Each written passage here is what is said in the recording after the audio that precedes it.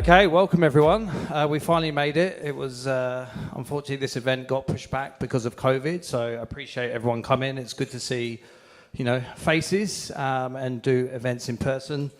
I'd like to start by acknowledging and paying respects to the traditional owners of the land which we conduct our gathering today. We respectfully acknowledge their ancestors and elders, past and present, and those who arrive into the future. We also acknowledge the traditional custodians and their ancestors of the lands and waters across Australia where we conduct our business. So as I say, thanks again for all being here. It's a long time in the making. On behalf of the leadership team, Addy, Kate and Simon, appreciate you all coming today and making this event happen. So I guess ELX was born because we want to create a forum for, managers up to kind of CXO to have an open forum for you guys all to come together, share ideas, share value, and try and get something from this. I guess first off, can we just put our hands together and say a big thank you and a round of applause for Zendesk, Xero, and AWS.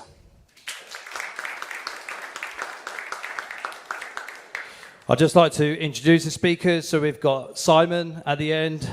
Simon is the Director of Technology and Transformation for Amazon Web Services. We have Rebecca in the middle, Director of People and Performance for APAC at Xero. And we have Addy, the Senior Director of Engineering at Zendesk. Again, thank you guys for being a part of the first ELX event. So we want to make this session as interactive as we can. So please, if you've got any questions or anything like that, please chuck them in at the end, and we'll, hopefully get those questions answered for you. Without further ado, I will hand over to the MC, Will Wetherall. He's a Client Services Manager at Latitude IT. Will Wetherall.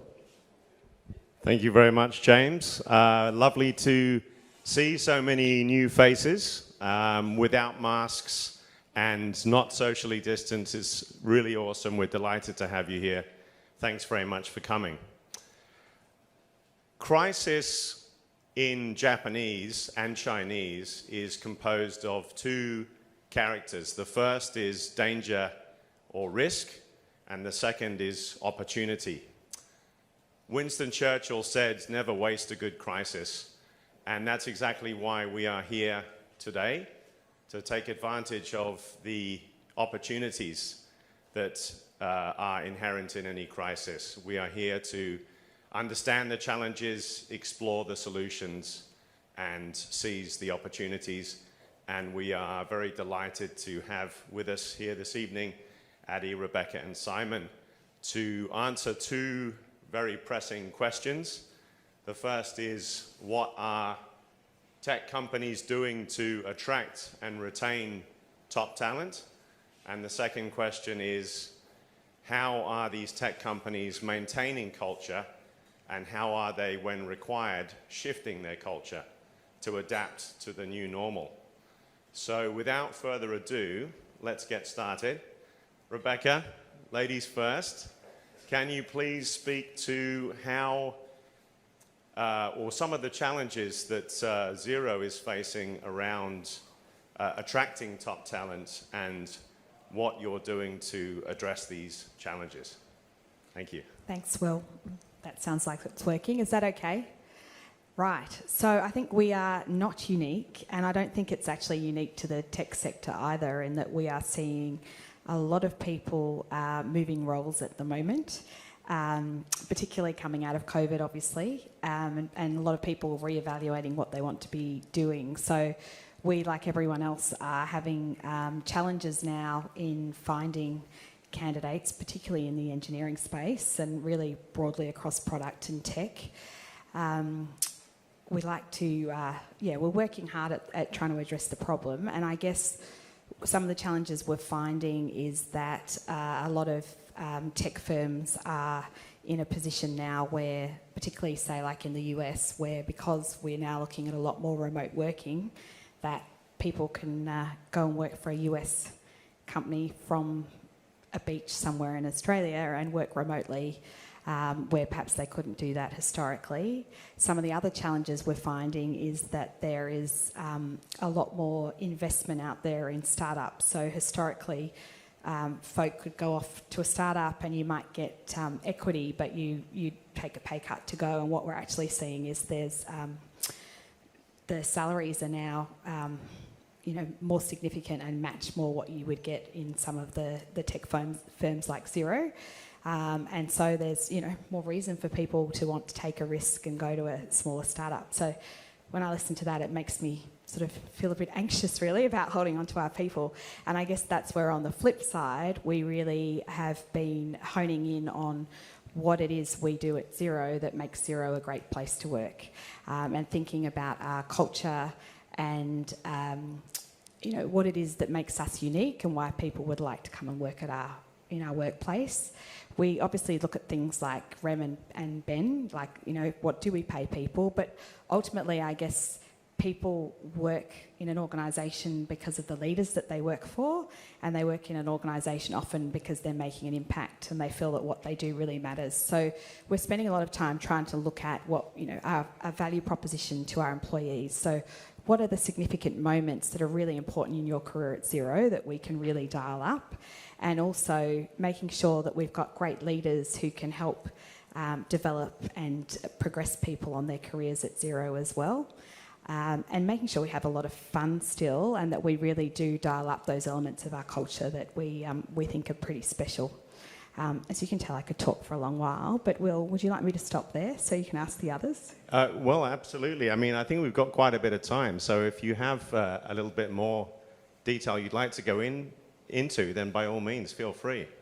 I guess just to add the bit about the environment in terms of how we try and create a workplace where people really want to come to work.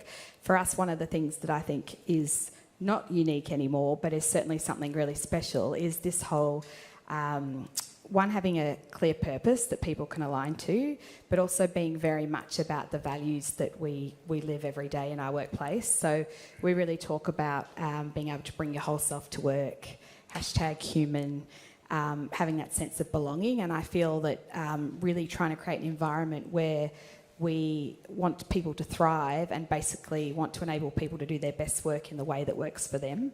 So it basically means we say bring your whole self to work, and now in the new environment where people are not necessarily coming back into the office, we're trying to create ways of working that suit people's individual needs as well as the need of the business. So we are looking at fully remote roles, but we're also looking at hybrid roles, and really trying to encourage people to work in the way that's going to suit them best, that meets not only their needs, but the needs of the team and the needs of the business as well.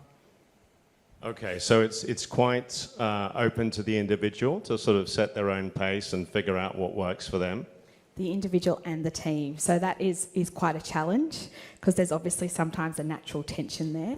But that's where we're looking to our people leaders to really work with their teams to try and meet everybody's needs. Okay, that's very interesting. So you encourage it to be sort of resolved at a team unit level rather than setting a specific policy or company guideline on the way you want things to go. And people respond quite well to that when you give them that responsibility. I think we were talking about this the other day. There is still very much a challenge for people leaders. I think we're all facing into it.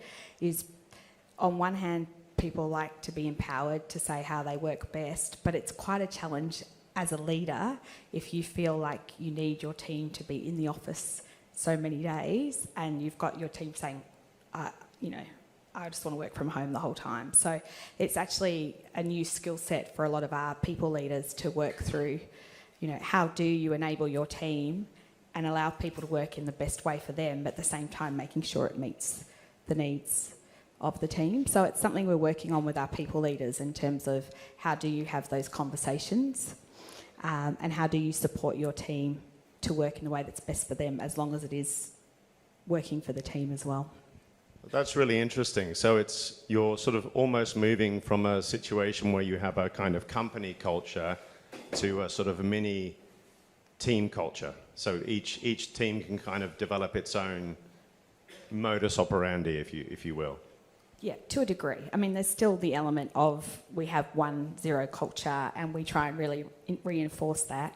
And despite us moving to teams working in the way they work, we still do want to encourage people to be able to come back in an office, even if it's not all the time and every week. And, you know, we're lucky here in Melbourne, we've just opened a brand new HQ. We just had our opening this week, so if I'm looking really tired, it's because we've had our CEO and chairman and our key customers in, et cetera, in the new office.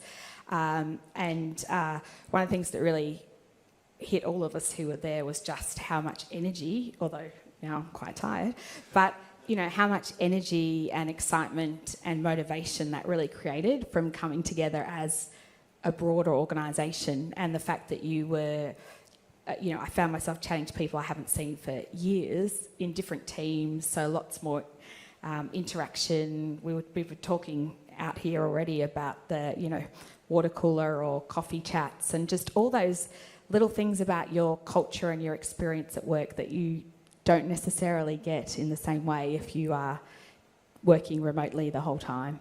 And what was interesting is our CEO got up and he did point out that he's, you know, been around the workforce for a long time, so he may have different views to a lot of us. But you know, he was saying if you think about something like the Great Wall of China, you can read up on it, you can see all these great images, you can watch videos, you can get a really great idea of what it's like to be visiting the Great Wall of China, but it's not the same as physically being there, and you cannot completely replicate that experience. And he likened that to the workplace, and that, you know, we can do a lot to replicate what we experience in the workplace, but you're never going to get that same experience unless you're physically coming into the workplace. So I thought that was quite an interesting discussion. Absolutely, and I'm very excited for your new office. How do you find people are sort of responding to that? Are they excited? Are they anxious to kind of get back in and have that connection? We are pack animals after all. We need that. There's definitely a lot of excitement, and a lot of people are, oh, I can't wait to get back into the office. What has been interesting, and we were just, again, I was hearing people talk about this before Kate and I were talking about it, is that for some people it's been quite a shock in terms of sort of the sensory overload and the experience of suddenly being in an office full of people when we have been isolated for so long in so, you know, in so many ways. And I think there's an element of transition that we need to help manage as well for our people who do want to come into the office, because it is so different. And we have had, particularly in Melbourne, right, we've had years of learning how to work from home, and all of a sudden we've got to go back to, if we choose to, at least at Xero, going back into that commute and time transitioning. And then, I know we were talking about this before, you know, you don't work in the same way. So in some ways it's exhausting going from Zoom to Zoom to Zoom to Zoom, or, you know, it depends on what you're working on, right? So actually peace and quiet at home to actually be really focused can be really good as well. But suddenly in an office, you've got all this other stuff going on around you, and, you know, it takes time to do things, and you end up chatting. And so there's all the benefits, but there's also the getting used to that new way of working as well. So it's a little bit mixed. I think there's some people who are a little bit cautious about coming back, and just how the new way of working is going to work for them. Yeah, absolutely. It's sort of softly catch your monkey, dip your toe in the water and see how we go. Suck it and see, as my old boss used to say. Simon, what about you? What can you tell us about the way in which the new normal has impacted attraction strategies? Well, I think we have to be careful on a couple of fronts. I think firstly we have to recognise that as leaders, no one knows what the hell they're doing here. It's new to everyone. And if you read a white paper saying, you know, here's how to solve your hybrid work problem, it's bullshit. Because no one knows. We'll find out in a few years when all the studies come out and someone at Harvard makes a lot of money writing a book. But I think as I get to talk to a lot of different organisations, as well as obviously being in my own organisation, around this challenge. And I think there's a very easy bias for us to get into as more experienced professionals, which is, hey, working from home is great. I get to do what I want, how I want to do it, and then I interact with people, and I come to the office sometimes, etc. Awesome. What if you're a graduate? What if you're brand new in the industry? You've never worked in an office before. You've never worked in a professional environment before. Think back when you started. You know, you're hungry to learn. You want to see the good and the bad and the ugly. You want mentors. You want contacts. You know, There's people I know today from 30 years ago. You know, it's like, where does that come from? And I think from a talent perspective, as software companies, we've been really comfortable in buying our talent. Super easy, which is why now that talent's expensive, we're like, oh my God, I can't buy talent anymore. And for the longest time, everyone's talking about, well, I've got to build it. You've got to make the talent and get the graduate, but it's all too hard. You know, it's really difficult. Guess what? That's what we're all going to be doing from here on out. We had, over the Christmas break, every year we have a set of interns come through from the different universities. And it always fills me with positivity about this new generation, because I'm Gen X, so I'm the slacker generation. And we get to look down on the millennials thinking that they're all a bunch of, you know, whatevers. And some of them are, just like some of us were slackers. But this new generation coming through, amazing. Like, just positive, ready to go, hungry to do stuff. But it was really hard for them when they were at home a lot. And so I'm very sensitive to, there's a certain cohort that are like, I'm never leaving my house again. And there's another cohort that's like, I need contact. And I think in terms of balance and that sort of race for talent, there has to be flexibility and there needs to be consistency. So from an Amazon perspective, we've set sort of a global standard and then local decisions. So the global standard is your director, so me, will decide what is the right thing for your team, and that's what you're going to do. Now, within the constructs of that, the two conditions are, one, if you're working from home, you have to be able to attend a meeting on site with 24 hours notice. So that helps people know where to live, basically. The second thing is if you want to, you can work from a completely different location for up to 4 weeks of a year, which competes with the I want to work on a beach type experience. So we're trying to be flexible with that. And then when we bring it locally, certainly for my team, I've said, you know, I need you to be in the office just 1 day a week. And in each city, I manage a whole lot of different cities. Each city can decide which day that is. But the things you are not doing on those days are bloody Zoom meetings and even team meetings. I don't need you to do that. I need you to just collaborate on building something, on developing something, on a problem, on training, etc. That human connection. So we're being more intentional about when you get together and what you do. But I think this is a very nuanced problem, and I think we worry, we get ourselves into a corner where we just think of 15, 20-year experienced software developer who he probably is way more productive working from home, quite frankly. It's not for everyone. Right. And you mentioned that there's a bit of a problem with the whole working from home model for new people who start, particularly young people, because they don't get that coaching and mentoring. But is the opposite also true? Like, if you are one of those slightly veteran developers, for example, do you miss out on having those like young superstars around you who have all of these like new techniques? And you can lose the energy, you can lose the ability to teach. Someone much smarter than me told me a long time ago that you only really understand something when you teach it to someone else. And my goodness, it's true. When someone says, well, why do you do it this way? I'm like, better figure out how to explain it. So yes, it's a two-way street. And this is where there's this constant nuance of what do you want your team to look like? How do they work? How do they even agree on how they're going to work? And then does it change when people on the team change? So maybe you have a team that's, let's say, heavily biased towards working at home because it just works for them, and then 2 key members leave. And the majority of the remaining people actually would prefer to come in and do an actual stand-up in the morning and talk to each other and stuff. Do you change? I don't know. These are questions we have to ask. And then you're going to be sitting there interviewing people and you say, what's your work from home policy? And if I'm at Atlassian, I only have to come into work 1 week a year. And we all think, oh, wow, that's amazing. People must be desperate for that. But there's a whole cohort of people that says, that sounds like the worst thing ever. I definitely don't want to do that. So there's a bit more sort of self-selecting around what those policies look like. Right. Okay, cool. Thanks very much for that. So just in terms of attracting people with money, is it just a case of throwing more money at people, or do you have to be a lot more creative than that? Money can't hurt. I've never seen anyone go, look, I'm sorry, but your offer's just too high. I may get too well off for this, and I just can't accept. I think money is a key part. There's a competition, and fantastic. About time the IT industry got a bit of a leg up. I remember the 90s, it wasn't a good time. But people want to solve really hard problems. They want to do things that have impact and at scale. I work in the public sector part of our business, and a big part of why people join our team is they want to do something more interesting than making more profit for a bank. And so, you know, you want meaning, and it's different for everyone. For some people, it is, hey, I want to be able to say, hey, you know, the census ran on the thing I built. That's cool. Others are like, I want to build something that I know scales to billions of whatevers. No one's ever done that before. What a cool problem it is to solve. So those are the things that engage.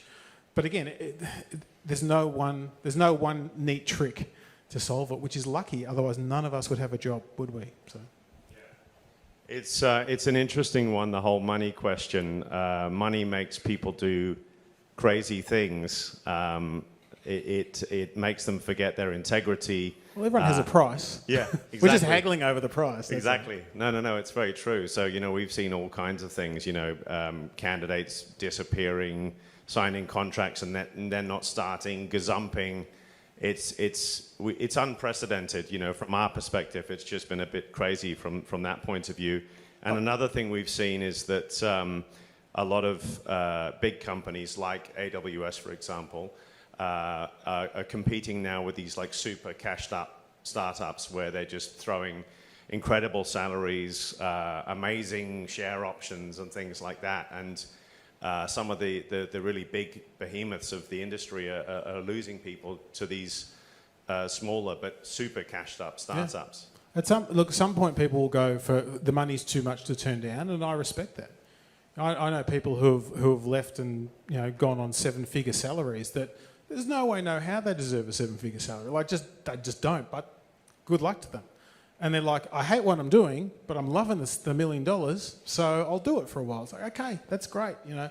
But I think, you know, with the gazumping, etc., it's happened a few times to me, even before COVID, and I take that very philosophically, which is I'd much rather find that out about a person before they're working for me. I consider that a dodged bullet. If you will look me in the eye and say I'm going to accept this role and then do that to me, I really don't want to work for you. So, you know, it's upsides too, but it's a jungle out there. It's tough. I really think build versus buy is going to be the way. But then you're going to get into the problem of, oh, well, I spent all this time training this person up and now someone's offering them a truckload of money and doing that. It's like, well, that's the ecosystem. You can either be the one paying the most money or not. And if you think about what Netflix did many years ago, they took a very sports team mentality. They said, we're going to pay you the absolute best in the market, but we're going to expect the most from you. And if you're not working out, we'll pay you to leave. And that's how we'll go. But there's only so many players who can operate in that space. And you look at it, if you look at it in like footy teams and how they operate, now there's a limited budget, there's a limit to how much talent there is, and only a few people can do that strategy. So I wouldn't say, well, everyone now has to go out and offer as much money as they can. There's going to be different techniques at play here. So you can get rewarded almost as much for failure as you can for success. Well, in the sense that they pay you a lot of money to bugger off. True. Yeah. All right. So thanks very much for that, Simon. Addy, would you like to tell us a little bit about your experiences in this area? Which area? There's many attraction. areas Sorry, about. attraction. Yes. Attracting talent is challenging for everyone, and I think when we talk about attraction, we talk about the branding of the company. So one of the things that will attract you is the company that you're trying to apply for has a good reputation in the market. So that's something that we try to do at Zendesk. We try to broadcast exactly how do we operate. And I know Amazon has a good vision and principles that are, you know, you've got to learn when you go interview at Amazon. You got to know them because you're getting asked about them. One of the things that you can immediately see is Ukraine crisis. Zendesk immediately went and funded a lot of things over there, stopped working with Russia. So Black Lives Matters, it's something that we immediately got involved. And so there's a positive attitude that is being transmitted across the community. And Zendesk is being perceived as a company that is for the community. It is attracting a lot of talent. Challenges are interesting. So technical challenges is something that there's an engineering blog. We try to publish as much as we can to attract talent to interesting problems. So there's a lot of strategy like around, okay, how do we build the image? How are we seen from the outside? How do we attract people to come to Zendesk versus Amazon or Xero? There's a lot of good companies out there. So money is definitely interesting. People will come for the money. Today, a lot of the people will come for the challenge. Like people are looking for challenges, and they're finding them. So that's very interesting what you were saying about, if I've understood you correctly, you publicize some of the engineering challenges that you have, and you get people to try to solve those in a sort of collaborative way. You pique people's interest by presenting them with interesting challenges, and then they're like, "Oh, that's a good problem. I like that. I want to come and work for you and solve those problems for you." Oh, that's a really interesting strategy, and that's part of the evolved EVP that you've put out into the market since the pandemic as a sort of response to that, or were you doing that before? It's very innovative. Yeah, it's something that we evolved. You know, I was in a meeting today. Half of the people were in Zoom, half of the people in the office.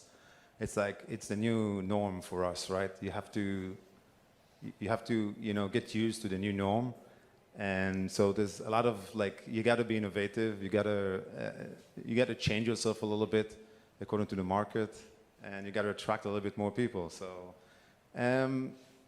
I think, we are a little bit different because we are a public company.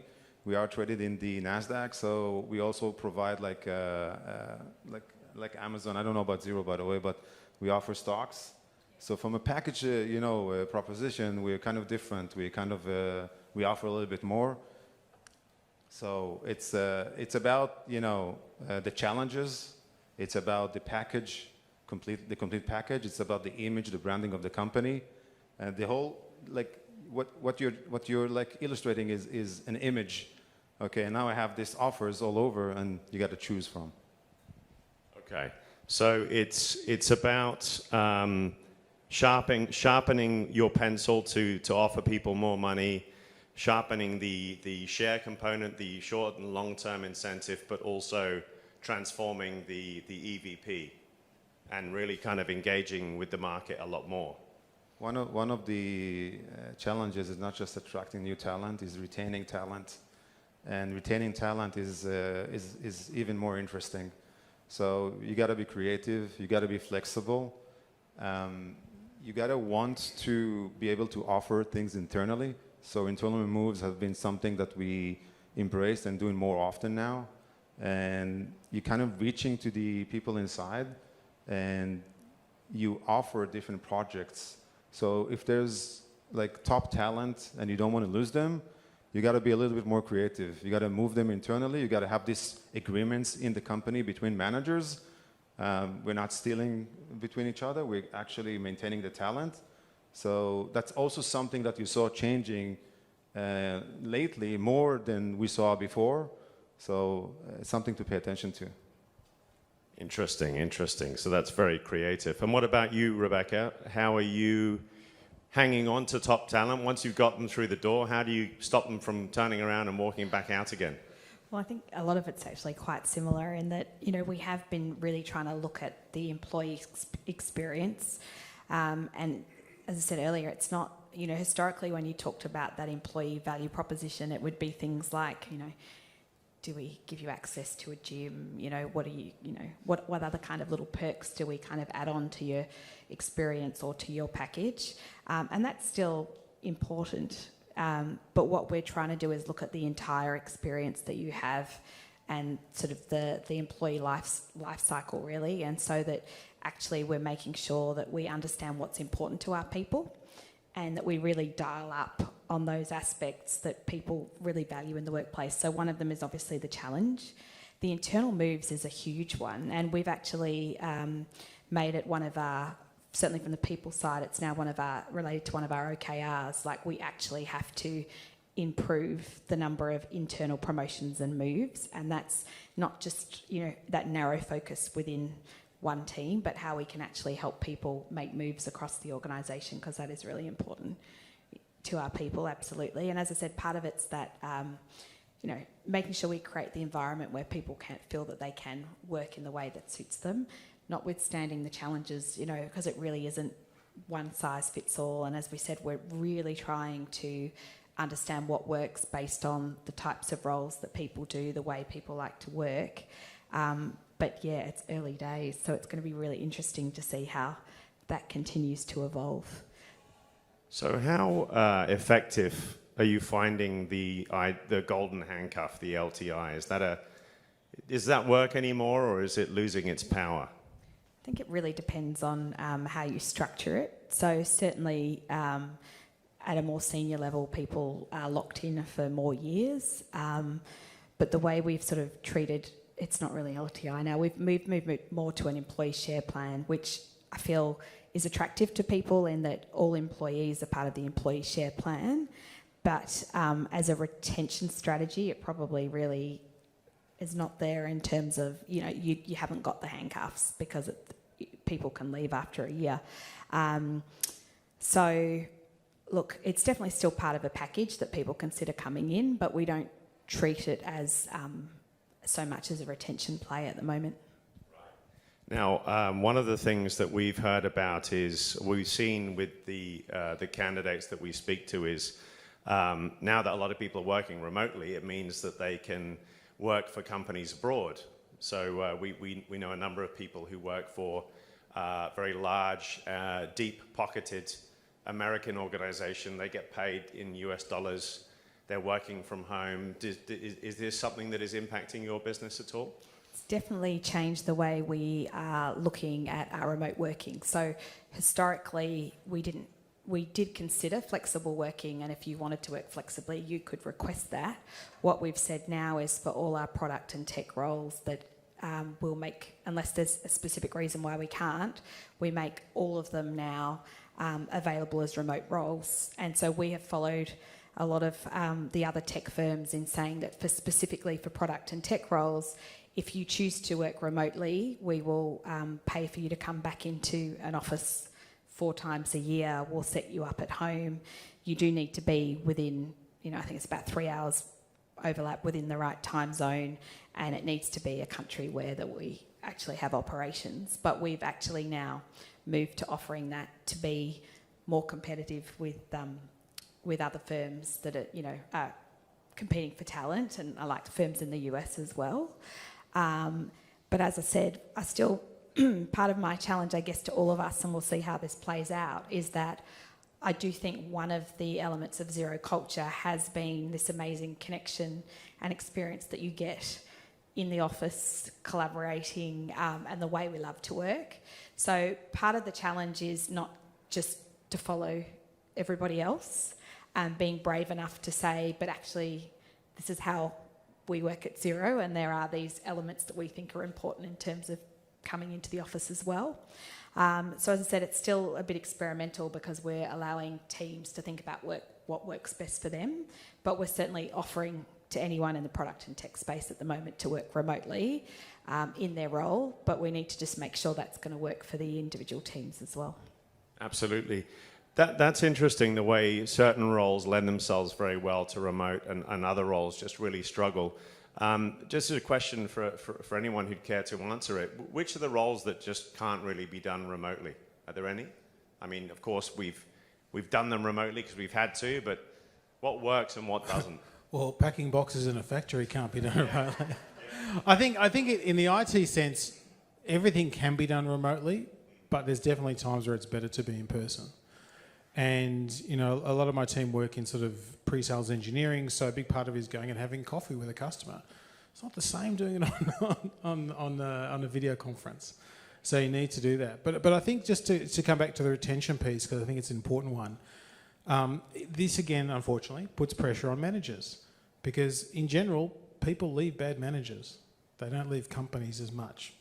Generalisation, but it happens a lot. And so, I've spent a lot of time making sure my leaders are looking after their staff. It doesn't mean that they're parent. It doesn't mean you can do whatever the hell you want. But it means there's allowances, there's care. Because let's face it, everyone's got crap going on in their lives. My kids aren't behaving, I'm having a home breakup, my grandmother's sick, whatever. Stuff happens. And I think showing a human face and a bit of flexibility goes a hell of a long way. Then there are also just those really tangible, easy fixes that often I think, particularly as big companies, we tend not to fix easily. So as an example, we do surveys of our team and say, hey, what's not working? What could be better? One call out was, don't have enough RAM in our laptops for what we're trying to do now. Common thing. I thought, well, this is bloody easy to fix. If you've got a Windows machine, IT support will send you another 8 gig this week. You can slot in yourself. And if you've got a Mac, we'll buy you a new Mac. You'll have it in 2 weeks. Done. And people are like, what do you mean? It's like, well, it shouldn't be a problem. We can do that. And I think that's where some expenditure goes a long way. Whereas maybe pre-COVID, there would have been arguments about that, etc. The other thing, though, that I think is going to become important is the establishment of culture. So obviously in Amazon we have a very strong hiring process and a strong focus on leadership principles and culture, and I won't bore you with all that, but it is really important to what we do. However, a big part of it is not just doing it in the interview process, but living it as you go through your work life. More than half of my team was hired in COVID, and most people hadn't seen each other. So in a couple of months' time, I've got everyone coming into Melbourne, because that's where I live, so I get to choose, and coming together. And the first question was, what are we going to learn about? I said, you're not going to learn about anything. There's no PowerPoint. There's no boring presentations. We're going to have a whole lot of cool activities together of whatever you want to choose, and you're just going to get to know each other. You're going to break bread together and talk. And it's like, yes, that's what we want to do. So I think that starts to become a problem as well, because there's a lot of remediation we need to do. And I think some people will leave because they're like, I feel so, I could be working for anyone. In terms of that. And I think the other part about sort of being able to work for overseas companies, again, if you're experienced, what a time to arbitrage your experience. No question. But in terms of competing for talent, for example, Amazon always used to have folks flying in from Seattle, going to every university job fair, trying to find the best folks and offering them to come over and work. Now they don't have to ask them to come over. They can just work from here. So it's not getting any easier. One of the things when we were having a catch-up last week, one of the things you mentioned that was really interesting was mid-career changes. Yeah, mid-career changes. So rather than, as you said, doing, like if you need someone, instead of doing the traditional thing of going to a recruiter and saying, find me X, Y, and Z, you look within. Find me a Rust programmer with 15 years experience in Rust. Exactly.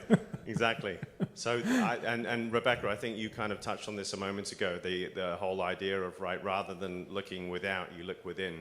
And if people want that new career, what's to stop them having that in the same company? You don't need to go out the door, you can stay there and do something completely different. I think there's a lot of opportunity with that mid-career talent, folks who do want to make a change from what they're doing. Again, though, you've got to train them. It takes time, and it's frustrating because you're like, well, I want them in the Agile team delivering story points by Monday. Well, no, it's going to take 6 months.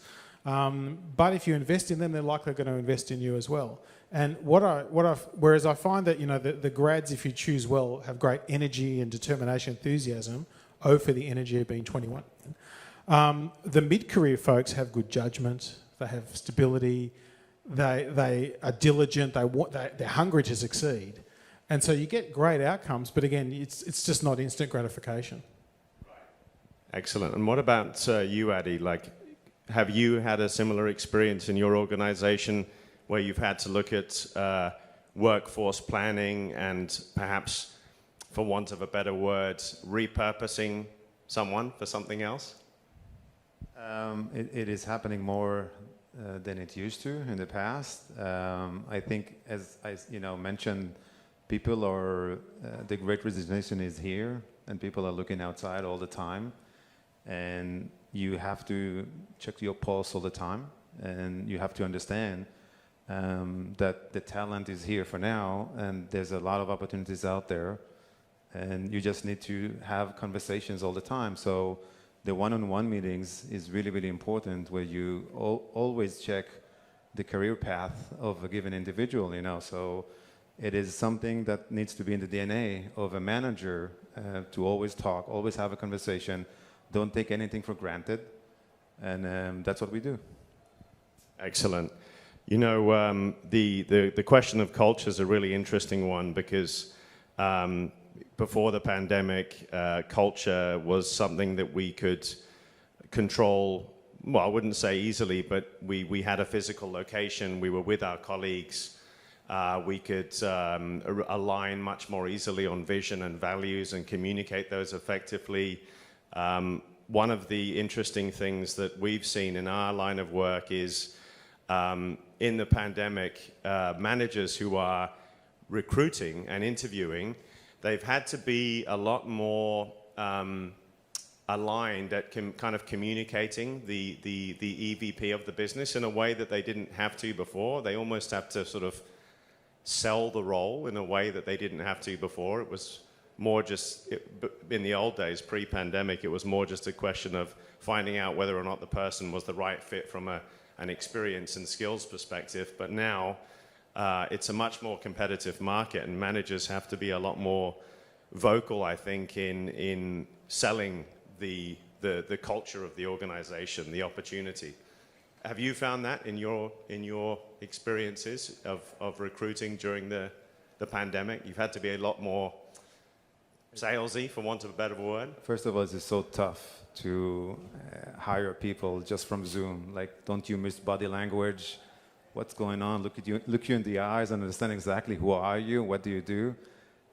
So you got to adapt. So you change the structure of the interviews, and you build different structure. And one of the main components is culture fit. That's how we call it. And there's certain questions that we ask, and in the answers we kind of analyze. Like, every one of us just turned to a little psychologist, trying to understand, okay, what is going on? What does he means, So it's very interesting, and we kind of adopted new skills when we started to just interview by Zoom. So yes, you have to change your internal processes. You have to adopt and ask different questions. Culture in general is very important. And how do you transmit culture through an interview? So first of all, there's the branding. You can't, you need a brand. It's really, really hard just to talk about the culture. So when anyone goes to apply to any of the companies, they're applying for the brand, I guess. But then the challenges and other things, then the package, okay. When we hire someone, imagine you're getting a box on day one. You have your fancy Mac, welcome letter. You got your personal attitude. You're remotely. Half of the people in the office, I don't even know. I never met them. We hired them in the last 6-8 months, and they worked remotely. They started remotely. The welcome letter, the package, the intimate treatment that they get, it's the number one signal of a company you wanna work for, right? So it is something that you have to maintain all the time, and you have to change. Pre-COVID, it didn't exist, right? So I think culture is dynamic. There's certain things that we do not change at Zendesk. There's a rule: we do not hire assholes. It's a known rule, and in the culture questions, we pay attention to this. And it's harder in Zoom, over Zoom, but it is something that we do all the time. So yeah, it's kind of it's where you get the love for your company. It's the culture that gives you that connection and that feeling. And that's one of the questions going through my head. Rebecca, a good one for you perhaps. If everyone's working at home, what's really the difference, right? How do you maintain that culture? How do you communicate that? And then, if you need to, how do you shift it? What do you shift it to? I mean, this is got to be one of the biggest challenges, surely, at this time, right now. It is a challenge when you're all not together. I was just going to add to the bit about recruitment first, is that we probably say it quite flippantly, but we have always talked about hiring for attitude, and that actually that sort of comes first and foremost in a lot of ways. I mean, obviously you need people with a certain skill set or certain experience for the specific role that you are hiring for, so that can limit, your range of candidates. But we've always tried to think about that fit first and kind of that attitude piece, and that actually we would rather hire in people who have potential that we need to invest in and train and develop than, hiring in someone who might have that great experience, but we think is maybe a bit of a asshole, or I don't know, just doesn't have that right attitude and that right fit. And so that's something we've always tried to do. And back in the old days when we were smaller, to help with that and that cultural piece, our MD used to go sit in every interview. Well, of course, that's not feasible with the size we are now. But there is that element of trying to make sure that our hiring managers are making sure we think about that cultural piece all the time. And it has been harder when you can't get that same essence of people. But I like to think that we still, do the whole, very authentic way in which we work, and that comes across for the candidates, and then we can kind of see how that works for them and how they fit. Look, in terms of culture, as I said, for us, whenever we talk about culture, we always come back to purpose, and that doesn't change whether you're in the office or not, and that people who, and it ties in with challenge and it ties in with impact, that people who want to work for Xero because of our purpose, which is really to help small businesses and their advisors, and that sort of passion we have in terms of that, that really kind of all unites us, and that's whether we're in an office or whether we're not. So making sure for us, whether you're, really that every person understands how they contribute to our overall strategy and our vision for what we're trying to achieve, and that kind of helps to sort of bring the culture to life, and that everyone knows how they contribute. And that's still something our leaders are learning to do as well, is to make sure that they bring it back to their teams in terms of how each of us is contributing, even, the piece of code I might be writing, how that's actually contributing to what we do with our product, and actually how that's enabling small businesses or accountants in terms of the way they work. Then there's the values, and I feel that whilst you've got symbols of our values in the workplace, there's still a lot of that you can reinforce over Zoom as well, and you can make sure you do fun things to kind of remember and live our values. So one of the things we used to do in an office was we used to have a morning tea once a month where we'd have our Golden Coffee Cup Award. This is what we used to do in our Melbourne office, and Kate will remember this, in that you could nominate anyone for really where you'd seen they'd lived our values, particularly around #ownership. So, which is one of our 5 values. And what we do is we start off with a coffee cup, and then every time you won the award, people would add to it. And it got to the point that the award got so big that someone went home and built a frame for it. And then we had to get a trolley to wheel it. And it got to the point you couldn't sit it on a desk anymore. And we've actually had it all framed, and it's going to be up in our new office now. So when we moved to online, we were like, this is a really important part of our culture, where we have a bit of fun and recognise each other, and we don't want to lose that. So we obviously moved it to Zoom, but what became quite good fun was that somebody took a picture of the award, and then we started virtually adding on to the award as well. So it was kind of a funky way to still be reminding everyone of our values, but now it was sort of an image as opposed to the physical award as well. So just a simple way that we were transforming to online while we had to. And then what I was going to say, the last part is the behaviours, right? And there's a lot of signals in the office, but ultimately a lot of the culture comes down to the way we behave and the way we reinforce that. So we talk about the Xero way, which is how we live our 5 values, and we try and incorporate that into all the elements of the way we work. And so as people leaders, we'd expect our people leaders to call out behaviours, even if they're on Zoom, that don't match with that, and to also ensure that whether it's interviews, whether it's when we have one-on-one conversations, whether it's we look at development, whatever it may be we're doing with our people, that we are actually still behaving in a way that is consistent with our Xero way. So, that's been a way we've kind of tried to reinforce culture, I guess, with the remote element. But to your point, culture changes all the time, and it evolves, and every time someone new comes in, we're all contributing to culture, and it's a living thing. So, I kind of feel a lot comes back to our leadership, and we put a lot on our leadership in terms of how they live and breathe our culture, and how they demonstrate, what it means to be a Xero and to live the Xero way. So, we've put a lot on leaders in this last 2 years, and actually we were reflecting this week with our CEO how exhausted everybody is. And so we're coming back into the office and we want to have all this energy and enthusiasm, but actually it's been pretty grueling. So, yeah, it's going to be interesting to see sort of how this evolves now as we go along with the pressure on our leaders to do so much. Absolutely, absolutely. Simon, question for you. Is it harder to spot an arsehole on Zoom than in person? I want Adi to tell me what the question is that he asks to find out. Look, I think one thing that we were worried when we moved to online interviewing all the time, although we'd always done a lot of online interviewing, that it would change that. I haven't seen anything really bad, but that's because we had a very robust process of question asking and inspection and 7 interviews. And it was like, it's a lot of investment and so worth it. But it's not easy to do. But I think in terms of culture, one thing I've seen that works really well is to be Captain Obvious. And what I mean by that is modelling to everyone the cultural elements you want, to the point of just calling them out. Like, we have all these 16 leadership principles. We have things like ownership and frugality and bias for action. And I'll say, I'm exercising some bias for action here. Let's just put RAM in the machines. I'll just say it.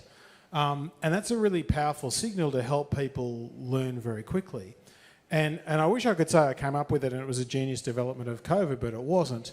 I actually remembered that when I started at Amazon in 2011, there were 2 of us in Australia and my manager was in Singapore. And he'd come from Seattle, he's a long-term Amazonian, really knew the culture. And I remembered he would be Captain Obvious with us. He'd use that technique all the time. So we learnt it really well. We'd never seen him in person. Everything was over the phone. But we learnt the culture. I thought, hang on, it's crazy enough just to work in COVID, and it does. And it feels a little weird at first. But if you even tell people, hey, I'm going to model some behaviour here. This is what I'm going to show you. And I want you to see what I'm doing. And people take it, I'm like, okay, I have permission to do that. And these are things that you would all do informally in the office. The way you may talk to someone in a particular style, or if you see a behaviour that you're not going to tolerate and you call it, that sends a message of what's appropriate. And I think it's even more important to do that in the virtual world, even though it's harder to do. So just a thing that's been useful. Okay.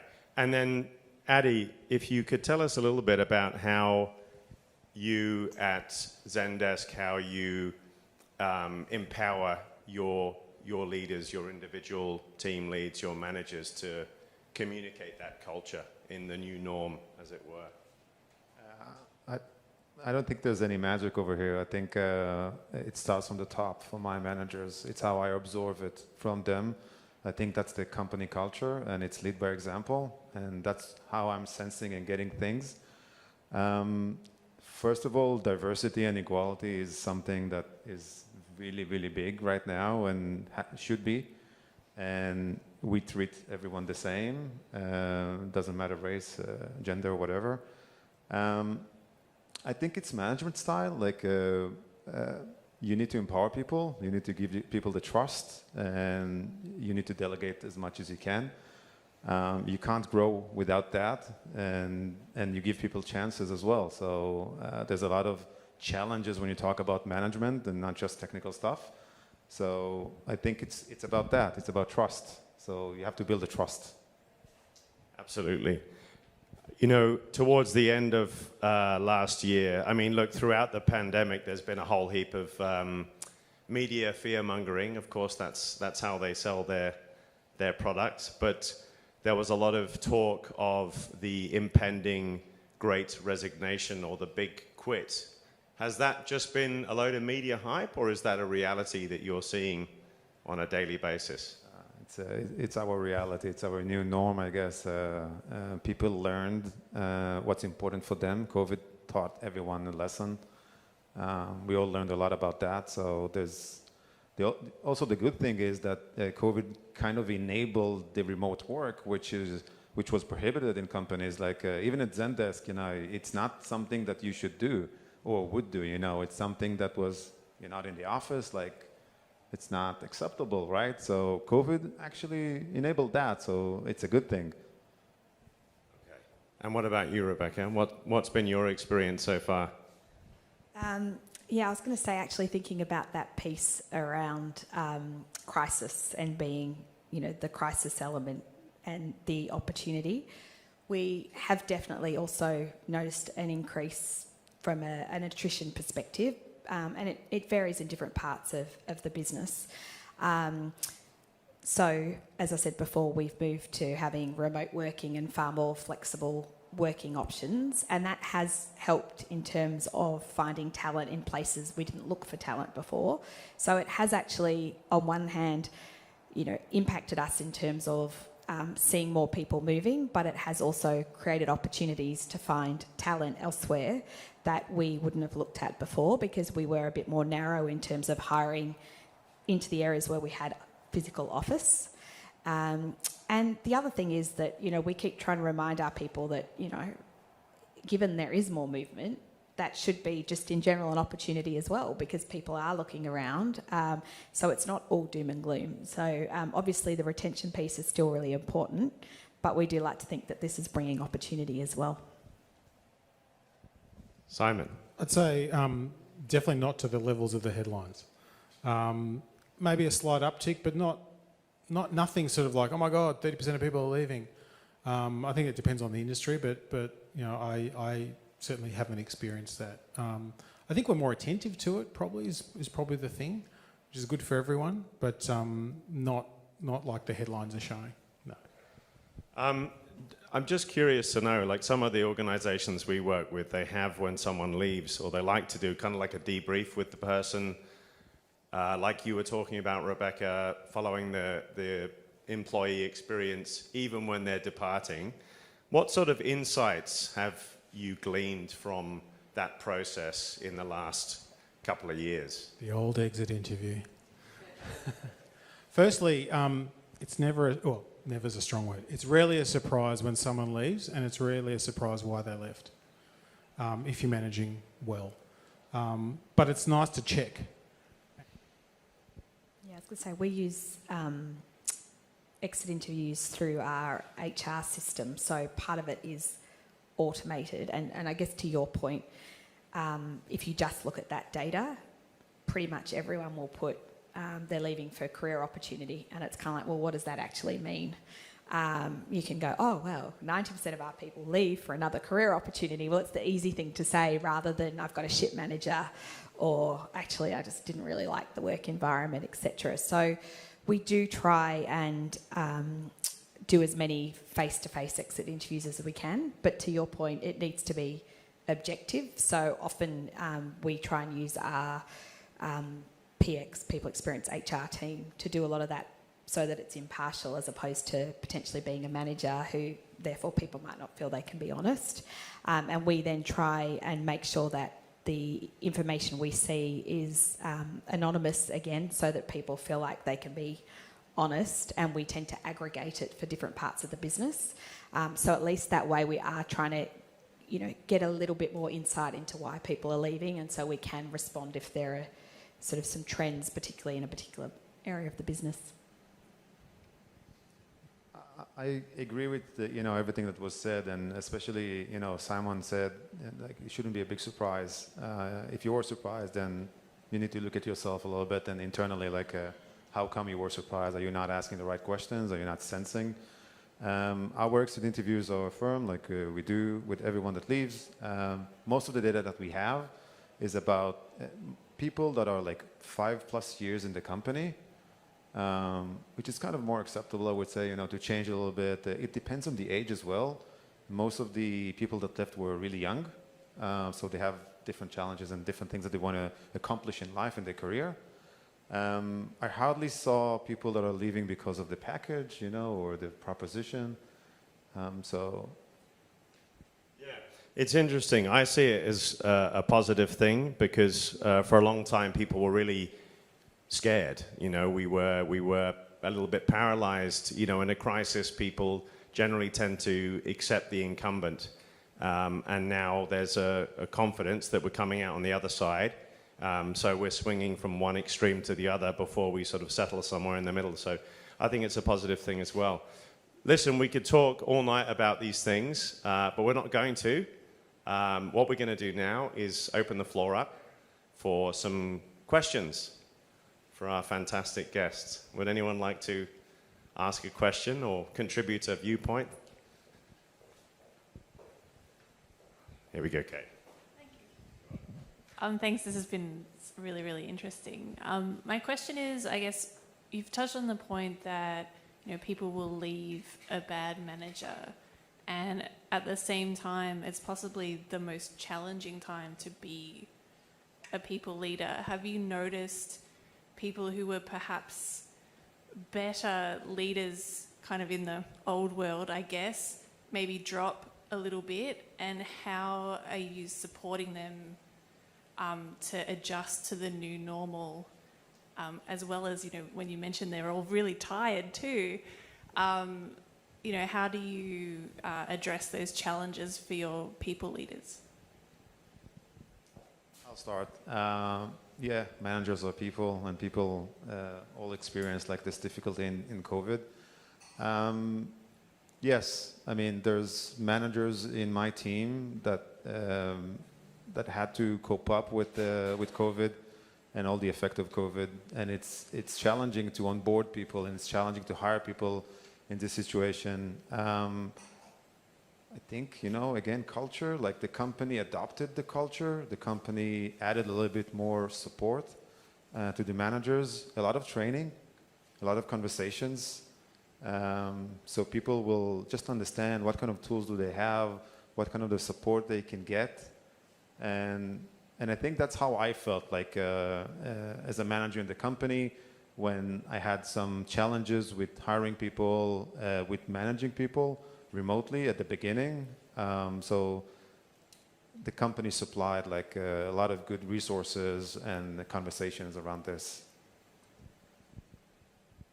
Yeah, and I'd say we're still working on what we do for our people leaders now. Certainly during COVID, we tried to ensure our senior leaders took time to be open and honest about what was going on for them, and therefore kind of letting people know that it was okay if you weren't okay, and actually this was a huge challenge for all of us.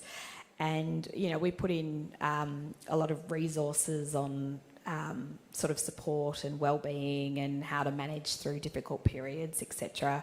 We brought our people leaders together a lot more often, so we would try and have chats just so people could talk and share experiences and talk through what they've been doing as well to help each other.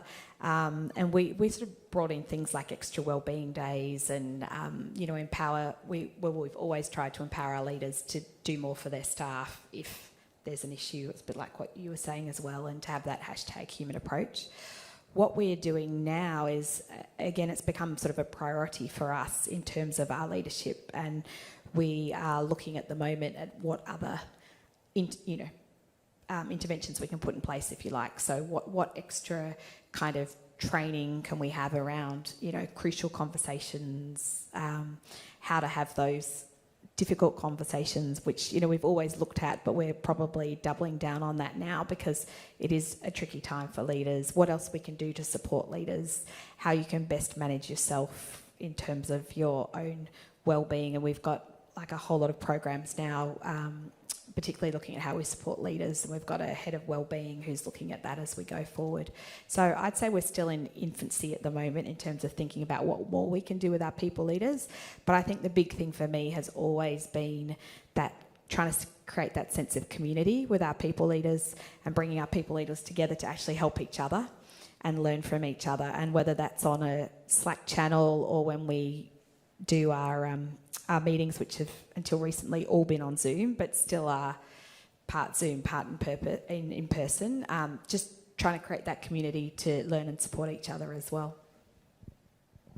I think support is that important word. I hate meetings, but I know you all love meetings.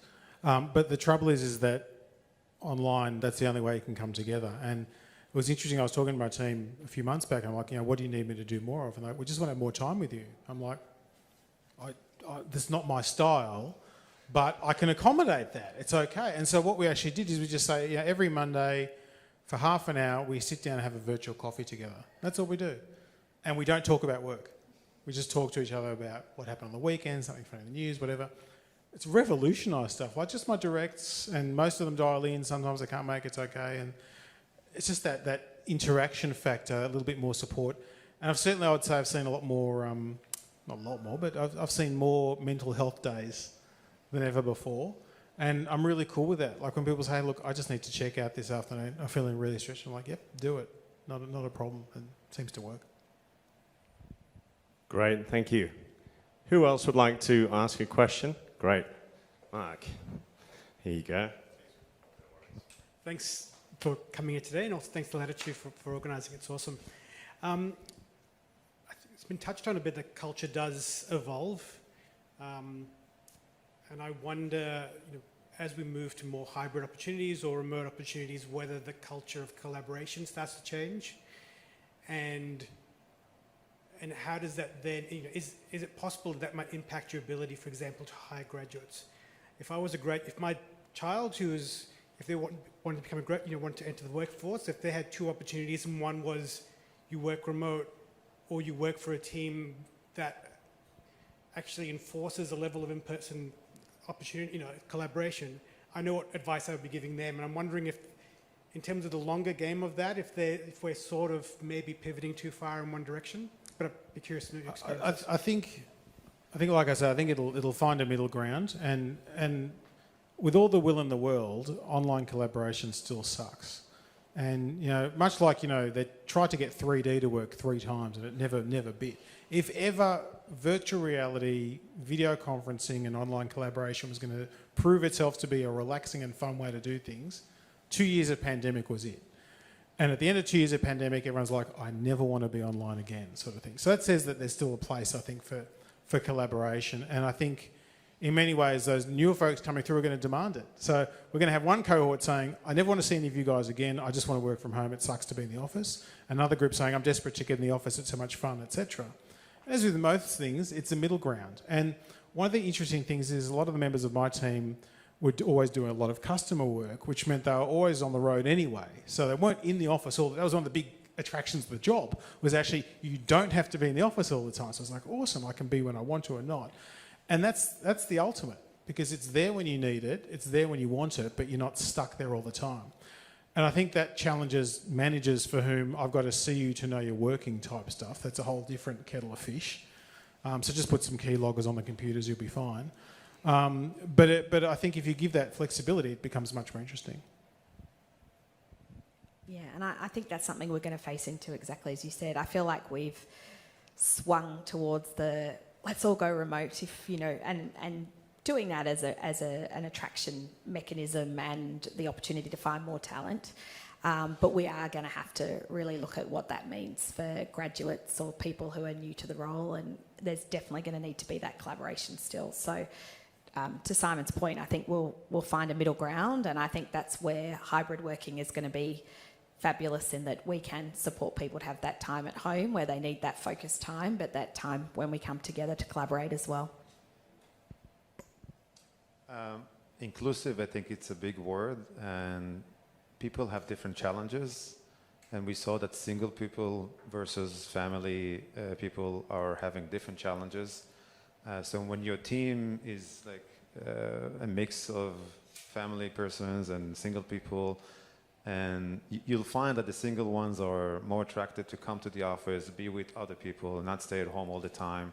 So as a manager, like, you got to adapt. You got to build your week in a way that, there's people in the office and there's people at home, and it's okay. People will work hybrid, and I don't think we should enforce anyone to come to the office, but I think we should recognize the other people needs, and we should kind of tell people that it's like half of the week or just 2 days in the office and all the rest at home. And if you can't make it, that's okay, that's fine. But I think we should encourage a little bit of understanding of other difficulties that exist. Thank you very much. Would anyone else like to ask a question? Doesn't have to be a question. It can be a shared story or disagree with something that was said here tonight. Bit of disruption. Anyone looking for a job? Yeah. Yeah. Great.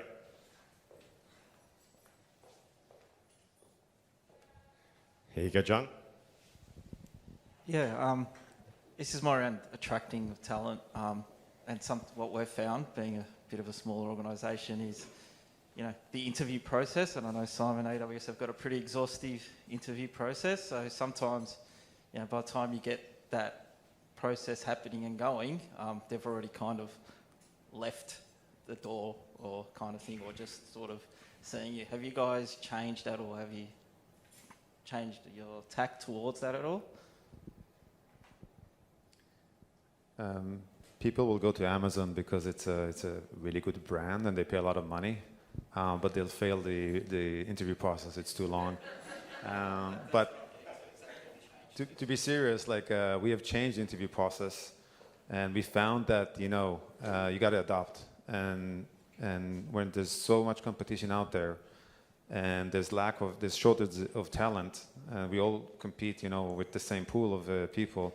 And we don't have any international people coming in, so it's known. So we decided, for example, we're going to ditch the homework that we give a developer. We're not going to do it anymore, and we're going to ask some more questions during the interview. And it's more appealing because if you give an assignment to a developer and it has to waste like a day or two to finish it, then I'll go there. Like then I don't have to do it over there. They offer the same package. They have good challenges. So yeah, we had to change it a little bit and adopt. Yeah, and I guess I think where we've changed is thinking about that candidate experience. And if it's, you're waiting too long between interviews or you're not getting enough communication back, that's when you're going to look elsewhere.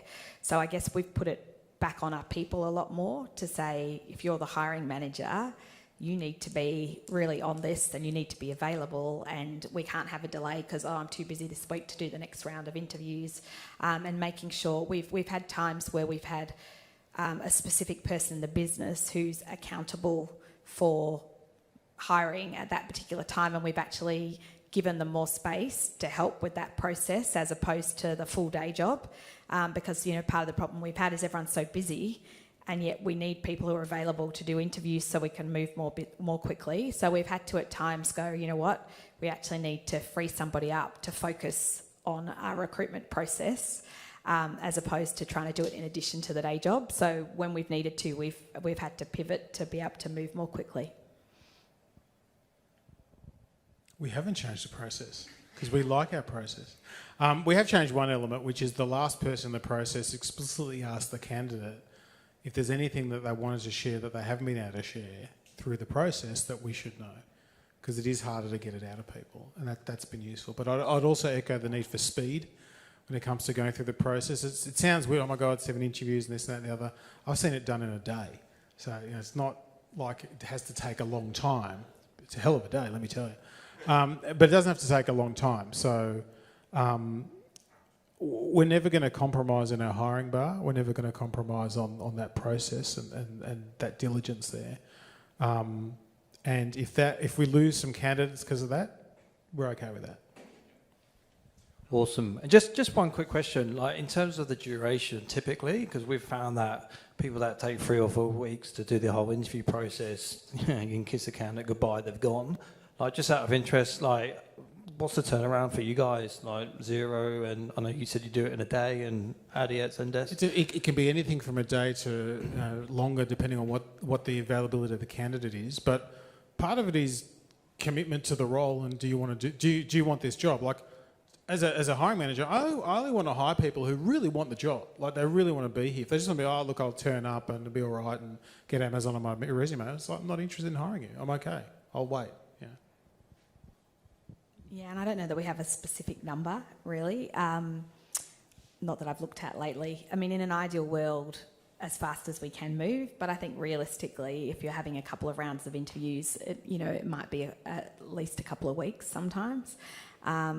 Again, if it's the right candidate and we're communicating clearly and being very specific about what the experience will be and when, and keeping in touch with that candidate, then, timing isn't as critical, because we're in communication. If that candidate gets another offer, then we usually know that, and so we would move accordingly if we need to move the timeframes around a great candidate if we want to hire them. First of all, I think it starts from the application before the interview. We need to get better at getting back to candidates in time, because it is circling around in a big company, and sometimes we miss things. So we've learned a lot about that. When you're in the interview, it's a day. Like, it depends on the availability of the candidate. Not necessarily going to be a day, but if it's up to us and the candidate is available, it's going to be a day. The debrief will be, it depends on how many candidates are in the pipeline, and we actually, very transparent about the length of the process, but it's really, really fast. And it's part of the adoption that we've made. Awesome. Thank you, guys. A big special thanks to Will for the MC. Done a great job, mate. You definitely can do my best man speech. And a special thanks to Rebecca, Simon, and Addy, and also Katie for helping. Thank you very much, guys. This is the first ELX. Hopefully we'll see you again soon. Thank you very much.